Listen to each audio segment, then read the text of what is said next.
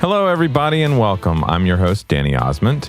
If you love podcasts, if you are passionate about your business, if you want to create and grow a podcast that will connect you with your ideal customers, and you want access to education, to resources, and to other amazing business leaders and podcasters who can help you do it better every single day, then this is the podcast for you. This is episode 40 of the podcast, and today I'm going to start a 3-part series on reasons why executives should be podcasting. In this episode, we're going to talk about how executives can give their business, their company, their brand a face. Next week, we're going to talk about executives using podcasts to connect with their employees. And finally, in the third episode of this series, we're going to talk about how executives can launch their next career or leave the position they're in by starting a podcast. So let's dive in. Like I said, the first reason executives should be podcasting is to give their brand, their company, their corporation a face. Companies with the most respected and influential leaders will create the most buzz, leads, and sales for their organizations. So it's important for companies to give themselves a face that consumers can know, like, and trust by humanizing their brand with their top executives. Podcasting can offer that humanizing experience, giving the top executives a place to share a ton of content and become a valuable resource in the industry that they're in. So let's get into some of the reasons why I believe executives should be podcasting in order to give their company a face. Number one, potential clients and customers are more likely to engage with a human than a brand.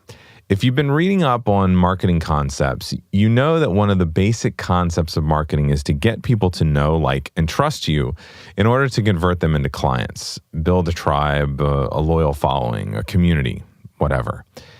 Potential clients want to do business with people they know, like, and trust. Ultimately, a brand is looking to sell, and customers know that. So generally, they're not going to simply trust what the brand is conveying.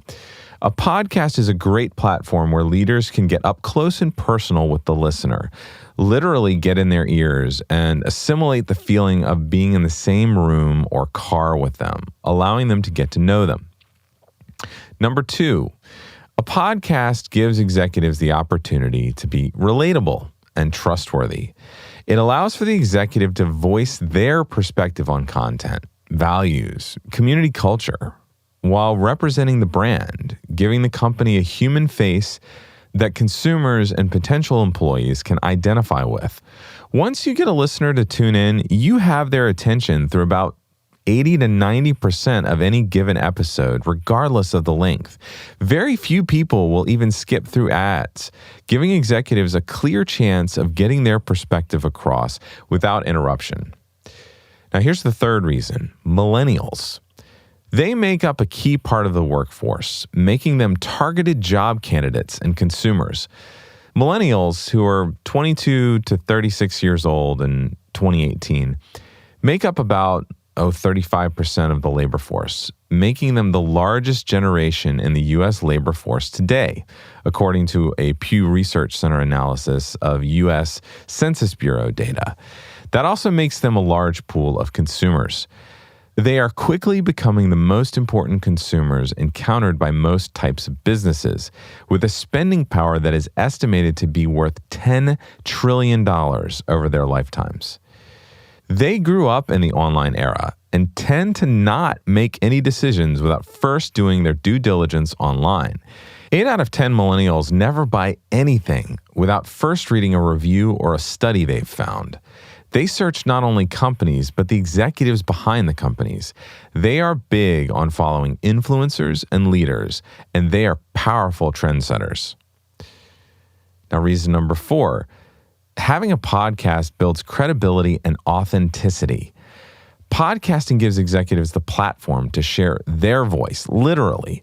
Consumers and potential employees want to know what values they stand for. They want to have a conversation and ultimately trust them. It provides the opportunity to become relatable. Many times executives are viewed as these great success stories, maybe even coming across as intimidating. This is the executive's opportunity to show true authenticity, talking about the struggles, getting to where they're at, sharing their journey, and even their personal and career fails will only build more likability.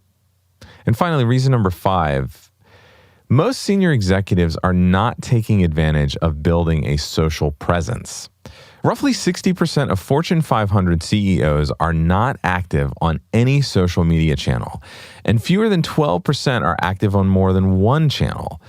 Consumers have an overwhelming desire for transparency from business and their leaders. This is a great opportunity for executives to tap into the growing podcasting platform, standing out in a sea of companies pushing their products. Not only can executives speak to the decision-making and offer a behind-the-scenes look at the company, but they can also speak on industry trends. Consumers love that. A podcast is the best form of new media to create an authentic relationship with potential clients because they spend so much time with your voice millimeters from their eardrums. It becomes a sort of one-on-one conversation, an intimate conversation. It creates an opportunity for executives to build up their companies more effectively.